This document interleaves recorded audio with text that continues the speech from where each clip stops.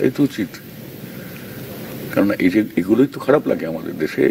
মানুষ এটা চান না যে আমি একজন মন্ত্রী, আমি সবার ওপর চাবুক ঘোরাচ্ছি। আমি একজন মন্ত্রী, তার জীবনযাত্রা এমন, আমি যে সামাজিক স্তরে আছি, আমি যে জীবনযাত্রায় অভ্যস্ত, আমি সেই অভ্যাসের বাইরে আমি যাব না। মানে আমি যেতে পারবো না। আমি যে জামা কাপড় পরছি আজকে 40 বছর, আমি সেই জামা কাপড়ই পরবো, আমি এর থেকে ভালো জামা কাপড় পরতে পারবো না, অস্বস্তি লাগবে আমার। আমি যে বিছানাটায় শুই, আমি ওর থেকে বড় খাট আমার ঘুমই হবে না। আমি যে ঘরে থাকি সেখানে আমার বই ফই যেভাবে আছে, আমি কোনো ঘর ভাবতেই পারি না। আমার ঠিক এটা আমার পরিবারও আমার এই চিন্তাধারাগুলো তারা সমর্থন করেন, এবং সেটা খুব সহজাতভাবেই করেন।